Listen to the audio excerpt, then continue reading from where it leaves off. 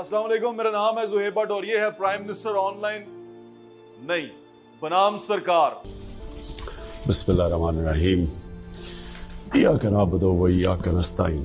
भाई मैं फैसल जावेद खान नहीं हूँ, सेनेटर फैसल जावेद खान नहीं हूँ, ना ही हमारे साथ आज प्राइम मिनिस्टर मौजूद है। तो ये बिल्कुल मत सोचिएगा कि प्राइम मिनिस्टर ऑनलाइन क्योंकि इस हफ्ते हो नहीं सका। प्राइम मिनिस्टर ने वादा किया था कि मैं हर हफ्ते आवाम से बातचीत करूंगा। मसरूफियत की वजह से वो नहीं कर पाए होंगे।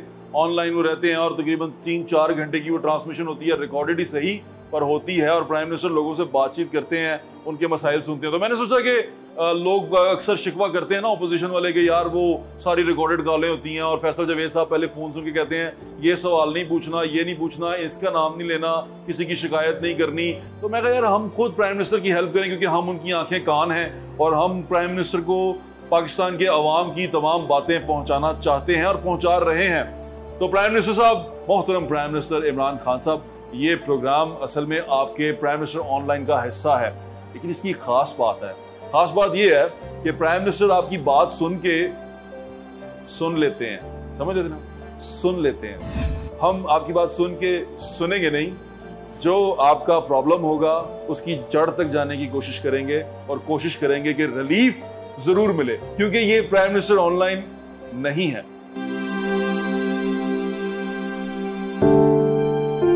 पाकिस्तान में मोस्टली जो लोग हैं वो माड़े लोग हैं, गरीब लोग हैं, बड़े परेशान हैं। अभी प्राइम मिनिस्टर ने 2 तोहफे दिए हैं। एक तो डॉलर का तोहफा, वो तो चले इम्पोर्टेड तोहफा है, बाहर से आया है। या लोकल तोहफा आपको मिला है कि 127 रुपये 30 पैसे आपको लीटर फ्यूल डलवाना पड़ गया। मैं परेशान इस बात पे होता हूँ कि मुल्क की मईशत, हर रोज़ ख़बरें सुनते हैं आप, तबाह हाल है।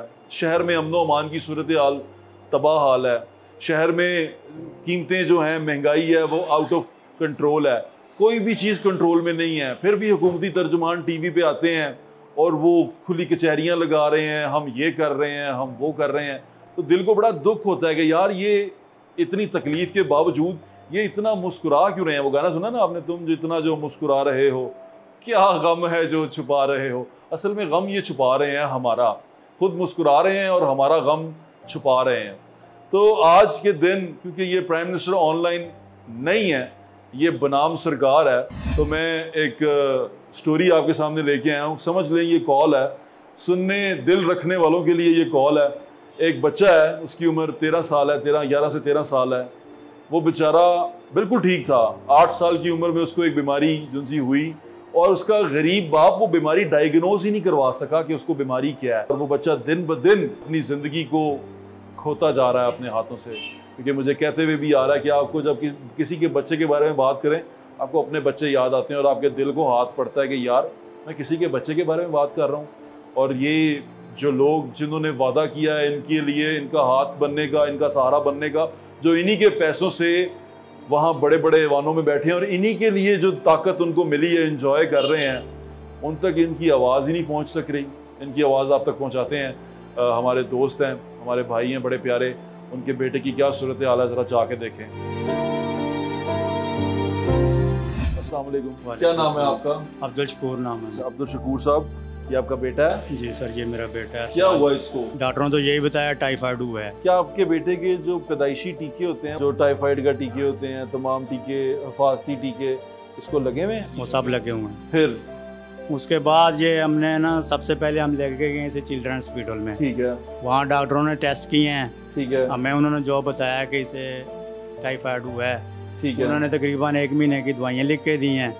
वहाँ उस वक्त ये चलता था थोड़ा थोड़ा। क्या उम्र थी इसकी? उस वक्त ये तकरीबन 9-10 साल का था। 9-10 साल का था। बीमारी के 2-2.5 साल के बाद की बात। बीमारी से 2-2.5 साल के बाद की बात है।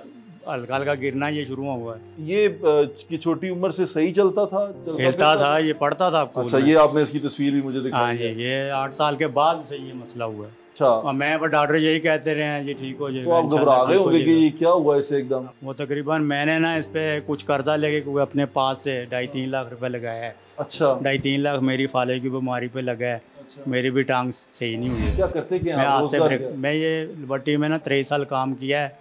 आइसक्रीम का रुपया उधर है। आप आए थे उधर, अच्छा बाहर आपने बैठ के ना आइसक्रीम खाई थी। अच्छा, कहाँ पर? ये लिबर्टी है, रूबिया साल्टा पेपर के बिल्कुल सामने। अच्छा अच्छा अच्छा, रूबिया आइसक्रीम। अच्छा अच्छा, बहुत पुरानी है उधर। बहुत मैंने पुरानी बात। नहीं, अभी फॉलोज में भी मैंने 5 साल काम किया है। अच्छा, फिर मालिक ने निकाल दिया है।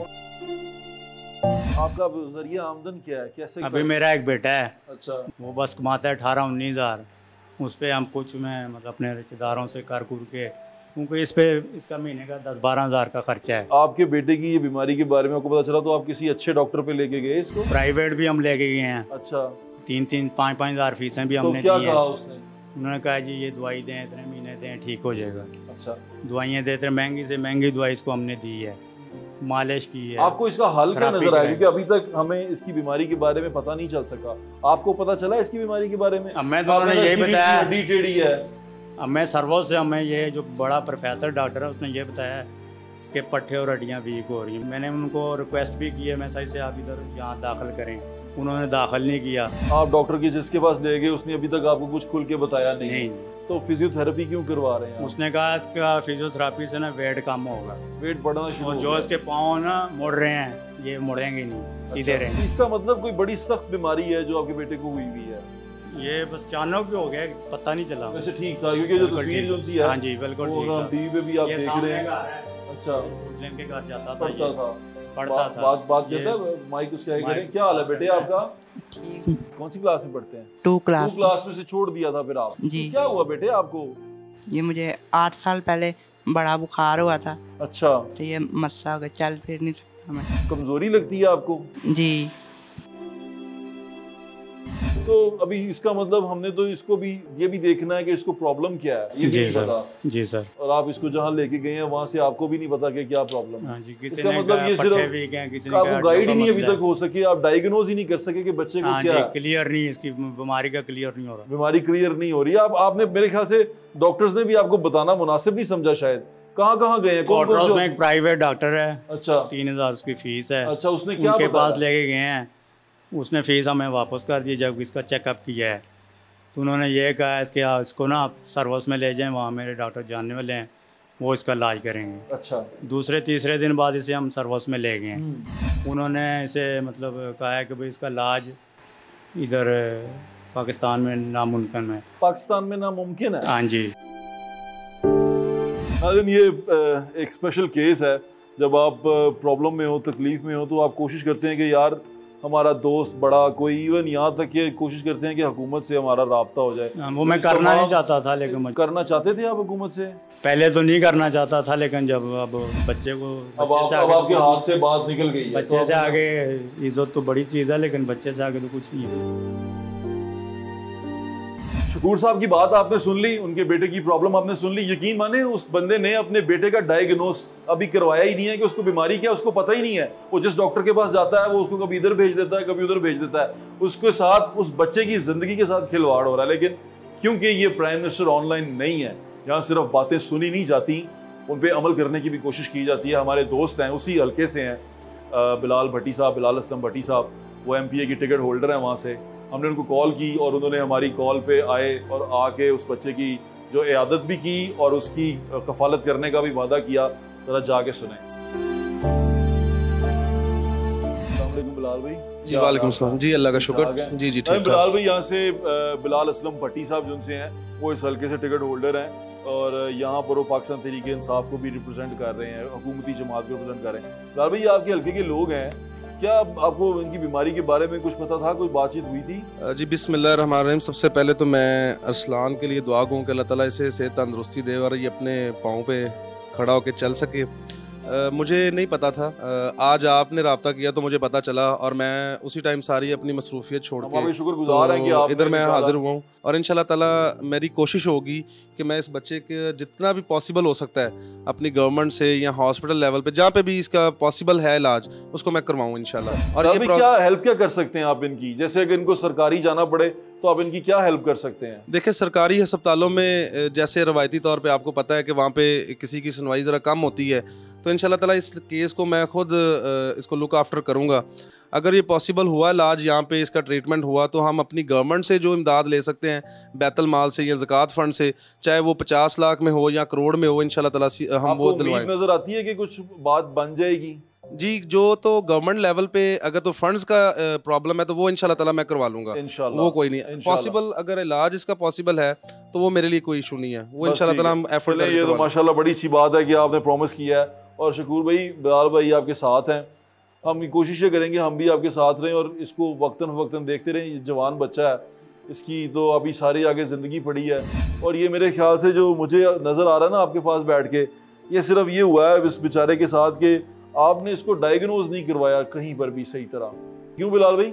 जी बिल्कुल, जैसे वो बता रहे हैं ट्रीटमेंट, अब जैसे मैं यहाँ पे नुमाइंदा हूँ या इनके साथ इनके मोहल्ले में कुछ डॉक्टर्स मौजूद हैं, यहाँ पे उनके क्लिनिक्स भी हैं, तो मेरे तक अभी तक बात पहुँची नहीं ना, उन्हें पता है कि असल इशू क्या है। तो मैं आपके इस चैनल के तवस्सुत से इस बच्चे के लिए मैं जो कर सकता हूँ, इसका जो इलाज है या जो इसकी मेडिसन है, जितनी देर इसका इलाज नहीं होता वो मेडिसन इंशाल्लाह ताला मैं खुद इसका ख़र्चा उठाऊँगा। वो महीने की 5,000 की है या 10,000 की है, वो मैं इंशाल्लाह इसको पहुँचाऊँगा। इनको आने की भी ज़रूरत नहीं पड़ेगी, इनके घर में वो मेडिसन पहुँच जाएगी, हमें वो बता दिया करें। वो कहते हैं ना प्राइम मिनिस्टर पाकिस्तान ऑनलाइन आते हैं, हमेशा लोगों की बात सुनते हैं। आज वो ऑनलाइन नहीं आए, मुझे एक चीज़ की खुशी है कि उनका नुमाइंदा जो उनसा यहाँ मौजूद है और वो पाकिस्तान तहरीक इंसाफ को रिप्रेजेंट कर रहे हैं और वो यहाँ अपने लोगों में मौजूद है और हमारे कहने पे वो यहाँ आ गए हैं और वो अपने पीएम की जो बात वहाँ तक पहुँचनी थी, वहाँ तक जाके होनी थी, उन्होंने यहाँ ही उसका बेड़ा उठा लिया। आपका बहुत बहुत शुक्रिया बिलाल भाई। ये तो मौके पे ही फैसला हो गया और ऐसी चीज़ों में आप भी ये सब कुछ कर सकते हैं। जो अपने इलाके के बड़े लोग हैं उनको लेके जाएं अपने इलाके के छोटे लोगों के पास। रियासत मदीना बनाने के लिए हमें सिर्फ इस चीज़ की ज़रूरत है कि हम मुहाजिरीन और अंसार की तरह एक दूसरे से प्यार शुरू कर दें।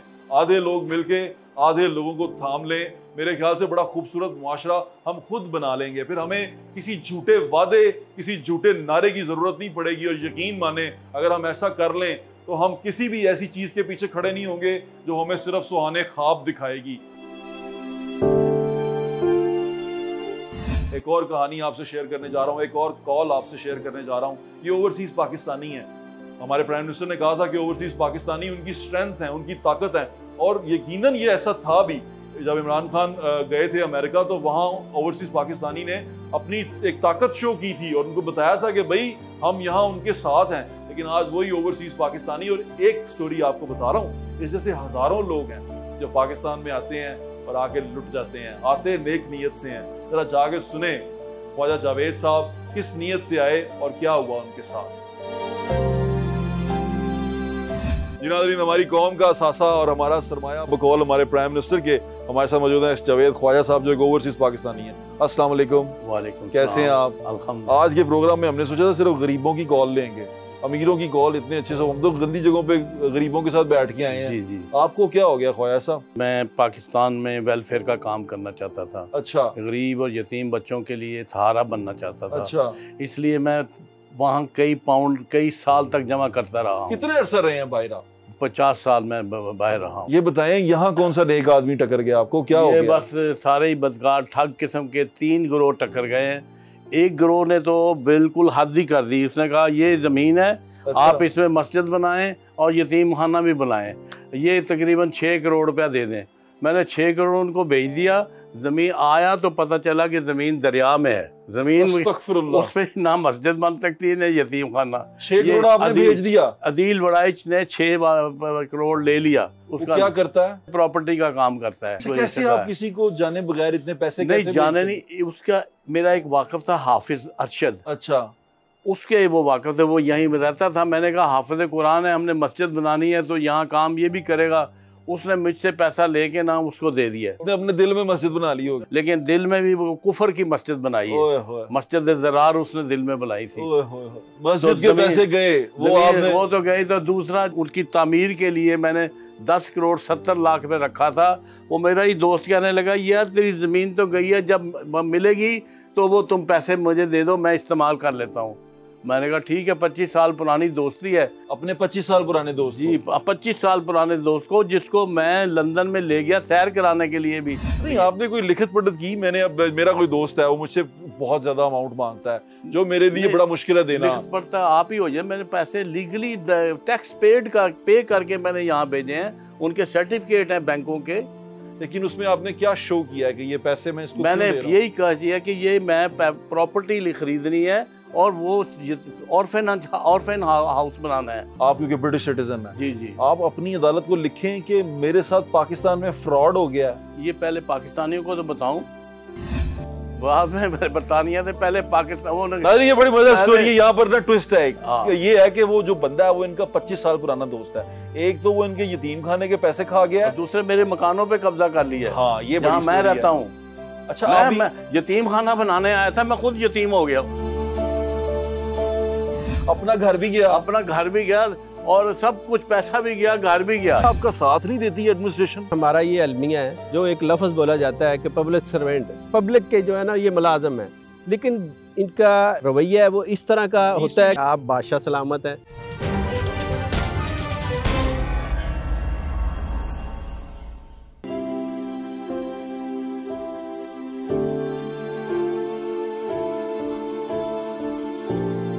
आपने मुझे बताया कि अखबार में काफी कटिंग भी छपी हुई है, उसमें उस बंदे की तस्वीर भी है। हाँ जी, वो हम जी। साथ चला रहे हैं ना, वो जी, साथ हाँ, आप चलते हुए देख रहे हैं। क्या नाम है बंदे का? बंदे का शबीर अहमद है। वो क्या करता है? यही काम करता है कि मुझे बरतानिया में जाता है, यहाँ मेरे जैसे बूढ़े लोग हैं कि आखिरी दम पे हैं, उनका कोई प्रॉपर्टी है, उनको कहता है लो मैं लुक आफ्टर करूँगा।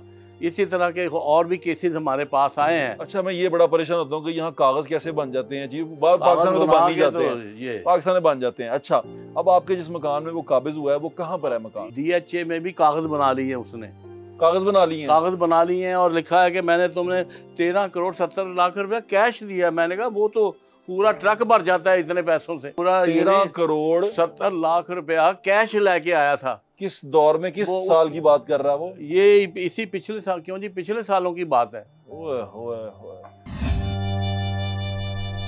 तो आज का प्रोग्राम क्योंकि वजीर आज़म साहब के लिए स्पेशल है, आज के प्रोग्राम में ये तमाम बातें जो थी ना, क्योंकि वजीर आज़म साहब असल में करते हैं टेलीथॉन करते हैं, वो फोन पे ऑनलाइन आते हैं। जी जी जी। तो वहां पर लोग उनको शिकायत करते हैं। इस हफ्ते वो कर नहीं सके, मैं उनसे बहुत प्यार करता हूँ, तो मैंने उनसे कहा कि आपने परेशान नहीं होना, जी जी, लोगों की परेशानियां मैं आप तक लेके आऊंगा। हमारी बारी नहीं आती। 3 महीने हो गए हमें इंतजार करते हुए कि इमरान खान से हमारी बात हो जाए। हो गई, लेकिन होती नहीं। ये हो गई, ये टीवी पे चला गया, ये आपका पूरा क्लिप होगा, ये इमरान खान साहब की फोटो के साथ ही होगा। मेरे दोनों घर जो है, मैं पूरे फुली फर्निश्ड घर हैं जहां हम आके रहते हैं, वो सारे दोनों ही, वो पता नहीं क्या क्या 100 बंदा वहाँ पार्टियां कर रहा है लाके। खान साहब, ये आपके ओवरसीज पाकिस्तानी यानी आपकी स्ट्रेंथ है, क्योंकि मैं आपसे बहुत प्यार करता हूँ, तो मैंने आपको ये आपके तमाम जो ओवरसीज पाकिस्तानी जो परेशान है ना, मैं आपको आप तक पहुंचाता जा रहा हूँ उनकी तमाम परेशानियां। इनका नाम है जावेद ख्वाजा जी, और ये पाकिस्तान में आए हैं लंदन से, और ये 50 साल लंदन में काट के आए हैं, और यहाँ पर आके इनके साथ फ्रॉड हो गया। अभी उस चीज के ऊपर तो हमने डिग आउट नहीं किया कि फ्रॉड क्या हुआ, कैसे हुआ। अभी आप ये देखें कि ये एक 80 साल के बुजुर्ग हैं जो यहाँ पर अच्छा काम करना चाहते थे, और इनके साथ ये तमाम कुछ हो गया। आपने किसी अदालत से कोई दरवाजा खटखटाया? जी हाँ, मैंने वकीलों से बात की है। एक वकील कहता था 35 लाख रुपया दे। मैंने कहा मैं तो सोशल विजिट पे आया हूँ, मैं 35 लाख रुपया नहीं लाख साथ लेके आया, जो थे वो लुट गए। फिर एक शख्स ने, मुदस्सर साहब ने, मैं एक ऐसा वकील ढूंढा जो इसने कहा 10 लाख में मैं आपका काम कर दूंगा। अब वो 10 लाख से वो केस वो अदालत में ले गया है। अब उसको भी 3 वीक हो गए हैं, तो वो जाते हुए हैं, वो कहते हैं पहले फॉरेंसिक रिपोर्ट का है। मैंने कहा फॉरेंसिक रिपोर्ट तो तब कहा है कि मैंने पैसा लिया हो। पैसा एक नहीं लिया, आया गया होगा। आया उसके गया पास किसी 13 बैंक करोड़ में। 70 लाख, उसके पास कैश कहाँ से आया? अब तो इतनी स्क्रूटनी हो रही है, हम वो क्या कहते हैं फैटिफ की लिस्ट में बचने के लिए हम यही तो डिसाइड कर रहे हैं कि इतना कैश तेरे पास आया कहाँ से? अच्छा, वो आया तो मेरे बैंक में आना चाहिए ना। कहाँ गया? तो कहाँ गया वो पैसा? ये नहीं कोई भी सोचता, ये सोचता है फॉरेंसिक रिपोर्ट लिखाओ, सिग्नेचर टेस्ट कराओ। सारे सिग्नेचर तो नहीं किए कहीं? सिग्नेचर है थे, कैसे? लेकिन मेरे इसके कागजात हैं। मैंने कहीं किसी जमाने में एक जमीन बेची थी यहाँ, अच्छा। उस पे इसने, ये एजेंट का काम करता था, इसने वो सारे दिक्कत संभाल के रखे हुए हैं। तो वो पता नहीं लेकिन मैंने किसी उसके डॉक्यूमेंट पे कोई साइन नहीं किया। बिल्कुल नहीं किया होगा, ये कोई किया ही नहीं, नाले मैं यहाँ था ही नहीं तो मैं कैसे करना। ये तमाम सारी चीजों के बाद मुझे अभी भी आपको हम पाकिस्तानियों पे यकीन है? नहीं, यकीन तो मेरा है। मेरी जो मिट्टी यहाँ से उभरी है, इसी मिट्टी की मोहब्बत से मैं कहता हूँ चलो कुछ यहाँ खिदमत करूँ। वहाँ मैं 50 साल से वहाँ खिदमत कर रहा हूँ, मुझे किसी ने एक ओए तक नहीं कहा। यहाँ मेरे मकान छीन लिए, मुझे दर बदर की ठोकरें खाने लगा। पुलिस वालों के पास जाता हूँ तो वो उसको देख के खिलखिला के हंसते हैं, उस बंदे को देख के जो माफिया ग्रुप का सरगुना है। और मैं जाता हूँ तो वो कहते हैं कौन है भाई? मैं कह जी मेरा नाम जावेद अख्तर है। अच्छा वहाँ बैठ जाओ। वो वहाँ बैठ जाता हूँ, वो आराम से बड़ी खुशी से उनके साथ बातें कर रहा है। ये इसी तरह CCPO के पास 3 दफ़ा हो आया हूँ। अच्छा, कुछ नहीं हुआ। उसने CCPO ने मार करके कह जी निचले थाने में जाओ। वो दूसरे थाने में गया, वो पहले ही खुश बैठा हुआ था, मुझे मुजरम समझ के बिठा लिया और उसे पूरी शान के साथ अपना उसका इस्तकबाल हो रहा है। और एक तो DSP कहने लगा कि मैं तो इस बात को मानता ही नहीं कि आपके मकान 2 थे और उस पर कब्जा हो गया। अच्छा, यहाँ जो आपने घर लिया हुआ जिस पे उन्होंने कब्जा किया है उसके कोई कागज शागज तो वो सारा कुछ मैं 10-15 साल से उस मकान में मुकीम हूँ। खान साहब आपको सुन रहे हैं, क्या कहना चाहेंगे? प्राइम मिनिस्टर ऑनलाइन से मेरी इस्तदा है कि इन माफिया का कुछ करें, अगर अदरवाइज ये बहुत सारे माफिया बनते जा रहे हैं, इनकी कमी नहीं हो रही। और ये आपकी हुकूमत के लिए और हमारे लिए भी, जो हमारी मोहब्बत वतन के लिए उसके कातिल है। आप अगर इमरान खान से मेरी ये बात पहुंचा दें। पहुंच गई, क्योंकि मैं आपको बार बार ये बता रहा हूं कि ये प्राइम मिनिस्टर ऑनलाइन नहीं है। यहां सिर्फ सुनी नहीं जाती, उस पर काम करने की, उसको प्रॉब्लम को हल करने की, उस इशू को रिजॉल्व करने की पूरी कोशिश की जाती है। ये बनाम सरकार है। तो हम ख्वाजा जावेद साहब का जो प्रॉब्लम है उसको लेके ओवरसीज पाकिस्तान कमीशन जो उसका लाहौर का चैप्टर है उसके पास गए, उसके चेयरमैन जो उनसे हैं जहांगीर बारा साहब के पास गए, और जहांगीर बारा साहब ने क्या कहा वो जाके सुने। ओवरसीज पाकिस्तानी कमीशन जो बना हुआ है उसका डिस्ट्रिक्ट लाहौर के चेयरमैन जहांगीर बारा साहब हमारे साथ मौजूद हैं। अस्सलाम वालेकुम सर, कैसे हैं आप? तबीयत ठीक है? आप माशाल्लाह लोगों को बड़ा रिलीफ दिलवा रहे हैं, स्पेशली ओवरसीज पाकिस्तानियों को। अभी हमारे पास एक केस आया ख्वाजा जावेद साहब का, ये केस आपने पढ़ा भी है, आपने देखा भी है। इनको कोई रिलीफ मिल सकता है? क्योंकि शबीर अहमद साहब जिन पे ये इल्ज़ाम लगा रहे हैं, इनके बकौल में बड़े ताकतवर आदमी हैं। देखें जी, ऐसा जब ये केस मेरे पास आया तो आज से तकरीबन 1 माह पहले, तो मैंने तो फौरी तौर पे इसके ऊपर क्विक एक्शन लिया। SSP डिसिप्लिन लाहौर उनको साथ अटैच किया और CCPO गुलाम महमूद डोगर साहब को भी इसमें इन्वॉल्व करके, तो मैंने तो फौरी तौर पे उस वक्त डिसाइड किया था कि ये FIR दर्ज हो जाए। जी ठीक है। उसके बाद इसकी बाकी इंक्वायरी जो है ना वो हो। अच्छा जहांगीर भाई, इनको आप फॉलो अप करते हैं? क्योंकि आपने तो कह दिया, CCPO को भी कह दिया, आगे भी कह दिया, और जावेद साहब ये कहते हैं, ख्वाजा साहब वो कहते हैं कि जब मैं आगे वहाँ पर गया तो वो पुलिस वाले तो उनको ऐसे मिल रहे थे कि जैसे उनके बहुत पुराने दोस्त होते हैं। वो जी शबीर साहब को तो हम जानते हैं, तो आप इनका फॉलो अप नहीं लेते कि ये क्या चक्कर क्या है? अनफॉर्चुनेटली ये केस जो है ना वो जब मैं रेफ़र करता हूँ, फिर चूँकि फॉलो अप के लिए जब हम कोई कमेटी नीचे, क्योंकि कमेटी के अंदर मैक्सिमम जो डिस्ट्रिक्ट एडमिनिस्ट्रेशन है, डिप्टी कमिश्नर लाहौर मेरे वाइस चेयरमैन है, इसी तरह ADCR इसके मेंबर हैं, और बतौर डिस्ट्रिक्ट पुलिस अफसर CCPO साहब इसके मेंबर हैं, जितने भी अफसर हैं वो। लेकिन जब हम डिसाइड करके इसको भेज देते हैं तो फॉलो अप के लिए फिर जो हेड ऑफिस है वन क्लब, उन्होंने फिर इसको फॉलो अप करना है। हमने एक डिसाइड कर दिया है, तो उसके ऊपर अगर उसमें फिर कहीं किसी भी स्टेज पे जाके अगर कोई किसी एप्लीकेंट की बात नहीं सुनी जाती तो फिर वो अगर मेरे पास आता है तो फिर मैं ज़ाती तौर पे भी उसमें, वैसे मैंने देखा ज़ाती तौर पे आप ज़्यादा इन्वॉल्व होते हैं। आपने जितने भी अब तक काम करवाए हैं जो मैं देख सकूँ, आपने ज़ाती तौर पे करवाए हैं। ये क्या आपका साथ नहीं देती एडमिनिस्ट्रेशन? क्या नजर क्या आता है? देखिए जी, एक हमारा ये अलमिया है असल में, पब्लिक सर्वेंट जो एक लफ्ज़ बोला जाता है कि पब्लिक सर्वेंट, तो पब्लिक सर्वेंट का असल मतलब तो ये है ना कि ये पब्लिक के जो है ना ये मुलाजम है। लेकिन बेसिकली इनकी तरबियत, इनका जो रवैया है वो इस तरह का होता है, कंपनी वाला तो नहीं, बेसिकली ईस्ट इंडिया कंपनी जो छोड़ के गई है चीज़ें, वही आज तक हमारे मुल्क के अंदर ये इसको तब्दील नहीं किया गया। वही अकेडमी हैं, वही उस्ताद हैं, वही सिलेबस है जो पढ़ा के इन्हें भेजा जाता है, और आप समझाया ये जाता है कि आप बादशाह सलामत हैं। जब मैं इनके ये इतना बड़ा गवर्नमेंट इनके ऊपर इन्वेस्टमेंट करती है, इन्हें गाड़ियाँ देती है, इन्हें ऑफिस देती है, इन्हें पेट्रोल, ड्राइवर, नौकर चाकर हर चीज़ होती है, तो मैं समझता हूँ कि इन्हें डिलीवर करना चाहिए।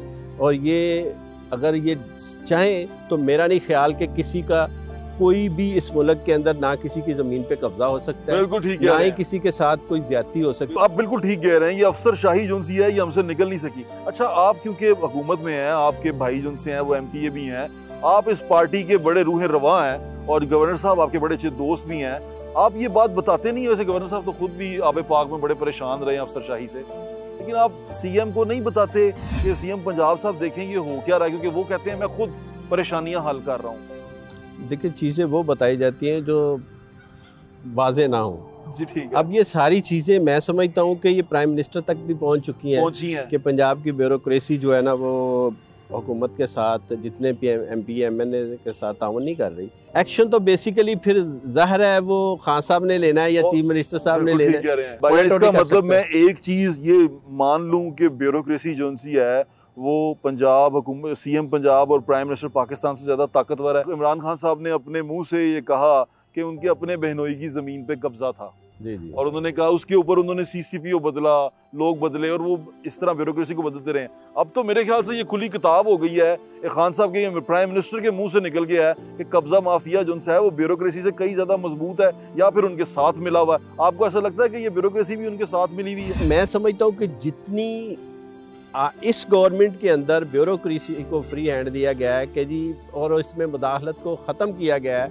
इन्हें चाहिए कि जी वो खुदा का खौफ ज़हन में रखते हुए ये लोग जो है ना वो दुआएं देते हैं। आप अगर इनका कोई काम करेंगे तो मैं समझता हूँ कि आप अपनी नौकरी भी कर रहे हैं, अपनी जो आप तनख्वाह ले रहे हैं वो भी हलाल करके खा रहे हैं। जावेद साहब के केस में क्या करेंगे अब आगे? मैं उनको कहूँ कि आपके पास दोबारा रब्ता करें अगर उनको नहीं मिला, रिलीफ नहीं मिला तो? पहली हियरिंग के अंदर मैंने फौरी तौर पर यह कहा था कि इसमें FIR होनी चाहिए। देखिए, एक बंदा कह रहा है कि जी मैंने 13.5 करोड़ रुपया कैश में दे दिया जी। अब देखिए कौन सी, बिल्कुल ठीक है आपने बार साहब, भाई आपने कैश कहाँ से दे दिया? बिल्कुल सवाल यही बनता है। ट्रेल दें, को बताएं कहाँ से आप 13 करोड़ कहाँ से आया भाई तुम्हारे पास? करोड़ पे आपने फिर 1 करोड़ 70 लाख दूसरे घर का वो भी दे दिया। अब ये सारी पेमेंट जो आपने की है तो इसकी कोई यही बात तो नजर आ रहा है कि फोर्जरी है और वो झूठ बोल रहा है, क्लियर है, जी नजर आ रहा है। बिल्कुल। और मैं बार साहब मैं आपसे रिक्वेस्ट ही करूंगा कि इनको एक दफा सुन लें, क्योंकि आप हुकूमत के रिप्रेजेंटेटिव हैं और आप इनकी बात सुनेंगे और इनको दोबारा रिलीफ मिलना चाहिए। देखिए, मैं हर एक केस को बिल्कुल मेरिट के ऊपर देखता हूं। बिल्कुल ठीक है, और आपकी रेपुटेशन ये बताती है और इस वजह से लोग आप पे ट्रस्ट करते हैं। अल्लाह ताला आपको कामयाब करे और आगे जो ब्यूरोक्रेसी है वो आपकी बात सुन ले, क्योंकि अब वक्त बहुत थोड़ा रह गया बात सुनने में। आपके वक्त का बहुत बहुत शुक्रिया बार साहब, थैंक यू। ये ओवरसीज़ पाकिस्तानी कमीशन के लाहौर चैप्टर के चेयरमैन हैं और वो फरमा रहे थे कि ब्यूरोक्रेसी के हाथों मजबूर हैं। जैसे हमारी हुकूमत हमें ये बार बार कहती है कि ब्यूरोक्रेसी उनका साथ नहीं देती, ब्यूरोक्रेसी उनकी बात नहीं सुनती, और वही बात आपको एक हुकूमती नुमाइंदे के मुंह से हमने सुना दी है। अब मेरे ख्याल से प्रॉब्लम जो इतनी बड़ी बड़ी प्रॉब्लम्स हैं वो सिमट के छोटी हो गई हैं। वो छोटी सी प्रॉब्लम है जो सॉल्व करने की ज़रूरत है। ईस्ट इंडिया कंपनी का जो हमारे अंदर एक वो दिमाग में ख्याल है ना, वो ईस्ट इंडिया कंपनी का ख्याल और वो ईस्ट इंडिया कंपनी की सोच हमारे अफसरान से निकालने की ज़रूरत है। ये गोरा बाबू नहीं है, यहाँ पर ब्राउन बाबू को ठीक करने की ज़रूरत है। ये आपने बताया कि इंजेक्शन आपको ब्लैक में मिल रहा है, 2000 मांगते हैं, 1500 तक ये जो है ना हमें देते हैं। 14,000 पेंशन में ये मैं इंजेक्शन खरीद सकता हूँ? मैं इसको रोड पे मरने के लिए छोड़ दूँ?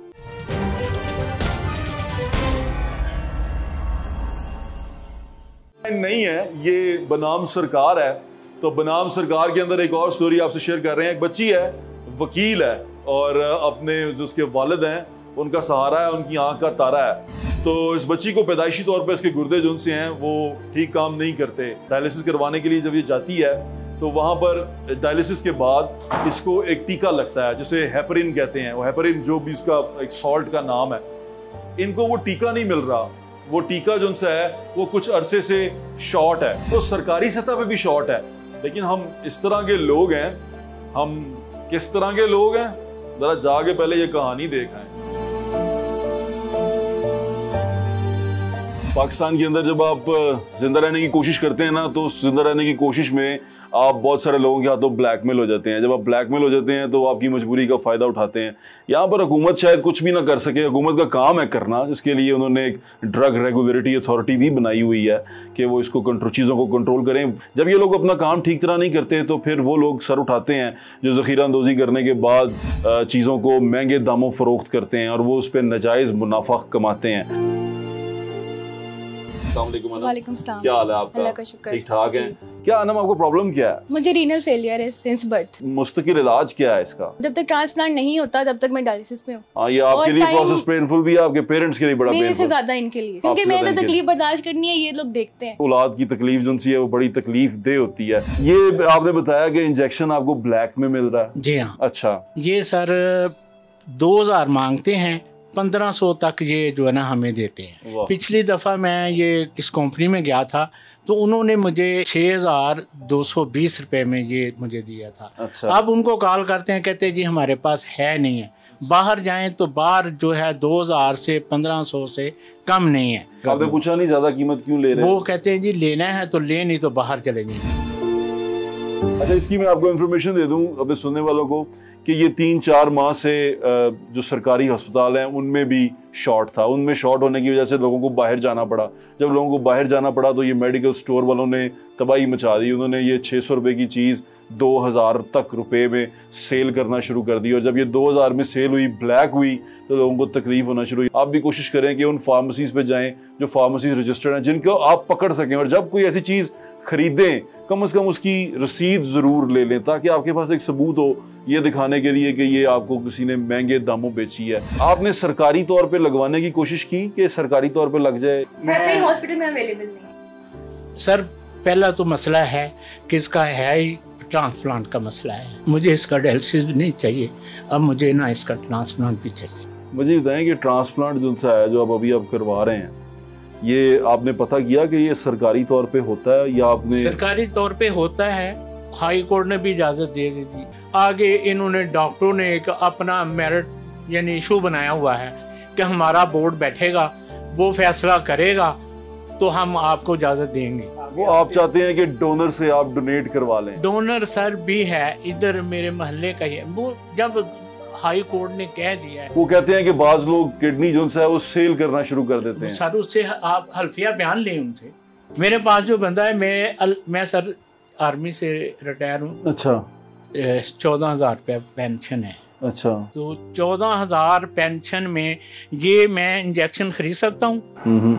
ये फर्मा कहते है आपके गले में लगा हुआ, ये कोई पता नहीं है कि कब तक चलता है, तो मैं इसको रोड पे मरने के लिए छोड़ दूँ? बिल्कुल भी नहीं। तो बेटी है आपकी, बेटी तो बड़ी कीमती होती है। सर मैंने जिंदगी में सिवाय इसकी खिदमत के और कोई काम नहीं किया। मेरी है दोनों लेने, माँ है दोनों लेने उसकी, अब नहीं है मेरे पास तो मैं क्या करूं? और ये डॉक्टर खुदा बने हुए हैं। अल्लाह ताला आपकी ये प्रॉब्लम सॉल्व करे। मैं कोशिश करता हूँ कि कम से कम ये आपकी तरह बहुत सारे लोगों को जो इशू आ रहा है इस मेडिसिन का, इसके बारे में तो कुछ करें। एक तो ये पेनफुल कर रहे हैं, काम करवा रहे हैं, ऊपर से जब ये परचेज करना आ जाए फिर उनको पे भी करना पड़ता है डायलिसिस का इटसेल्फ, तो ये बहुत ज़्यादा एक्सपेंसिव है। मेरे ख्याल जब ट्रांसप्लांट का हल नहीं हो रहा जिनका, तो उनको डायलिसिस के लिए थोड़ा रिलीफ मिलना चाहिए। डायलिसिस में रिलीफ मिलना चाहिए। ये एक छोटा सा इशू आपको बताया, ये वाइट कॉलर लोग हैं, शरीफ लोग हैं, ये कोई कब्ज़ा माफिया से ताल्लुक़ नहीं रखते, ये बड़े सादे से लोग हैं, इनकी बहुत सारे प्रॉब्लम्स हैं। वो प्रॉब्लम्स मैं आपको दिखा रहा हूँ, ये उन लोगों के लिए हैं, उन लोगों की आंखें खोलने के लिए हैं जो इक़्तिदार में आगे खुदा बन जाते हैं और उनको भूल जाता है। ये जो टीका है ये मार्केट में दस्तयाब है, पहले ये दस्तयाब नहीं था, सरकारी सतह पे दस्तयाब नहीं था, जिस वजह से लोगों को बड़ी मुश्किलात का सामना था। अब ये दस्तयाब है, मार्केट में मौजूद है। और प्लीज़ आपसे गुजारिश ये है कि लोगों के हाथों ब्लैकमेल मत हुआ करें। कोई भी आपको ब्लैकमेल करे और आप उसको ज़्यादा पैसे दे दें और चीज़ें ब्लैक में ख़रीद लें, यानी कि गुनाह दर गुनाह हो जाएगा ये, और उन लोगों को हौसला मिल जाएगा कि यार हमारा ब्लैक का सामान बिक सकता है। तो इस तरह की चीज़ की आवाज़ ज़रूर उठानी चाहिए। और जो लोग ये काम करते हैं, जो लोग ज़ख़ीरा अंदोज़ी करते हैं और बाद में कोशिश करते हैं कि हम उसको ब्लैक में बेचें, यकीन माने सिर्फ आग का सौदा कर रहे हैं आप, अपनी कब्र के लिए और अपनी आखिरत के लिए। तो मेरी आप सबसे दरख्वास्त है, तमाम चीज़ें हुकूमत पे मत डाल दें, कोशिश करें कि आप खुद माशरे को बेहतरीन बनाएं। वज़ीर आज़म ऑनलाइन ना करें, आवाम को ऑनलाइन करें और कोशिश करें कि मिल के आगे बढ़ें। हम एक दूसरे का साथ बनेंगे, एक दूसरे की ताकत बनेंगे तो हम इस माशरे को खूबसूरत बना लेंगे। अगर आप यूं ही टांगे खींचते रहेंगे, कीड़े निकालते रहेंगे और किसी को नीचा दिखाने में फख्र महसूस करते रहेंगे, हम किसी के विजन पे कामयाब नहीं हो सकते, किसी के विजन को पूरा नहीं कर सकते। मेरी आप सबसे ये दरख्वास्त है कि कोशिश करें इस मुल्क को खूबसूरत मुल्क और इस मुल्क को प्यार का गहवारा आप खुद बनाएं। किसी का मुंह मत देखें, आप खुद ताकत हैं, अवाम ताकत का सरचश्मा है। अपना ख्याल रखें। मुझे आज इंशाल्लाह फिर मुलाकात होगी। अल्लाह हाफ़िज़। पाकिस्तान जिंदाबाद।